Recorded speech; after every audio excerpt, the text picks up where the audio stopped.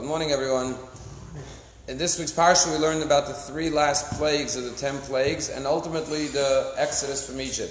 There was a question that I always wondered about as a kid. I never understood it. And the question was, every time Moshe comes and warns Paro there's going to be a plague, and then there's another plague, and then he comes back, he warns him again.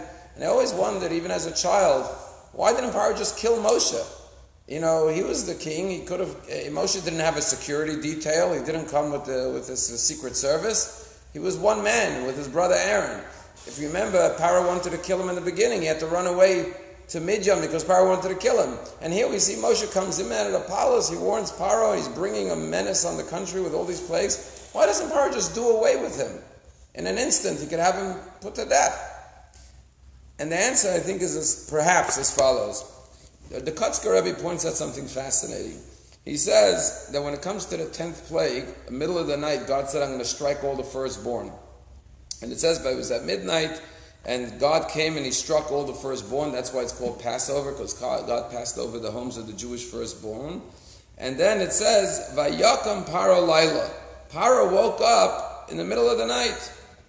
And Rashi, the commentary in the verse, says on the word, Vayakam Paro, Paro got up. Rashi says one word, mi tasai, from his bed. The question is, what does Rashi have to tell us where he got up from? Where else do you get up in the middle of the night? From your bed. And Rashi's telling us something amazing, says the Kotzker Rebbe. Moshe comes to Paro after 9 plagues and says, okay, here comes the last plague.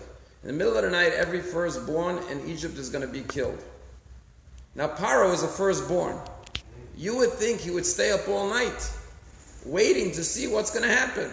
He goes to sleep. Why was he not afraid to go to sleep? And not just go to sleep, he goes into his bed. If God forbid there was a threat on your life, God forbid, and the life of your firstborn of every countryman, how could you go to sleep in your bed on such a night? And the answer is as follows, says the Kotzker Rebbe. We know that Paro represents a extreme ego, a person who cannot admit that there is a higher power than him. I'm God. Nobody can tell me what to do. And therefore, if he would have stayed up all night waiting to see what's going to happen at the strike of midnight, it would look like he's afraid. He had to show, I'm not afraid. I'm not scared of God. Even after 9 plagues, I'm a tough guy. I'm going to go to bed and put on my pajamas and go to sleep. It's a regular night, nothing to worry about. Because his pride took him over to an extreme that he couldn't show any fear, and he bolstered and pretended like he's not afraid. And that also explains perhaps why he didn't kill Moshe. Because had he killed Moshe, it would have shown that he's threatened by Moshe. He had to show, I'm not scared of Moshe. Go ahead. Let's see who wins this match, me or Hashem. You'll see, I'll come out on top. And the reason the Torah tells us these stories is because every one of us has a little bit of Paro in us. Sometimes, instead of admitting, you know what, we made a mistake, we need to repair the situation, we act tough, we act prideful, we act egotistical, even when it's to our own detriment, even when it's leading us to our own destruction. And that's why we find when Paro runs after the Jewish people, in the Az Yashir it says, Sus v'rochbo ramavayam. Horses and its riders went into the sea. Shouldn't it have been the other way around? The rider went into the sea together with the horse. What's more important is the rider went in, not the horse. And the answer is that who is leading Paro? His horse, meaning his animal drive. Meaning sometimes when the rider is supposed to be in control of the animal. We all have an animal inside of us, animalistic tendencies and urges. But we're supposed to be on top of our animal. We're supposed to use our seichel, our intelligence, to know what to do. But when our horse is leading us, we're governed by our ego, by our drives. We go down with the horse, because now the horse is in control, not the rider. And sometimes we act like Paro without thinking rationally and sensibly and saying, am I letting my ego and my pride get in my way of doing what's right? There's a story in Jerusalem about 2 families that had a disagreement.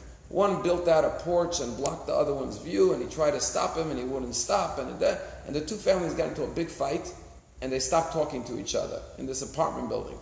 And as it happens, different people in the house, in the building, took sides. And now this building in Jerusalem was divided. Everyone with the Goldberg family and the Steinberg family, whatever the names were, they were fighting. And they would walk by each other in the street or in the building, in the lobby. They wouldn't look at each other, wouldn't say good morning. A big fight. One family had a son and one had a daughter of marriageable age. When it came time for shidduchim, for marriages, the shadchanim, the matchmakers, would propose to different people in the community. They say, you know what, that family, they're embroiled in a big fight, they're a family with a lot of conflict, machloket, we're not interested. And these boy and girl are getting older, 1 year, 2 years, nobody's interested. And it was clear because nobody wants to get involved with these families because they had this bitter fight going on in the community that the whole community was taking sides on. So one day the boy picks up the phone to the girl, which in the religious community doesn't happen. He says, I want to meet you somewhere privately. They get together and he says, listen, clearly we're not getting matches because nobody wants to marry into our families. We need to go to our parents and convince them to stop this because they're hurting their own children. We'll never find a shidduch this way. So they say, okay, let's come up with a plan. How are we going to do it? My father won't budge. He's not interested. He's tough. He doesn't want to compromise. He says, no way. I'm not talking to that guy. I tried to. They met a second time, a third time to discuss how to get their families together. The more times they met, this boy and girl said, you know what? They started liking each other.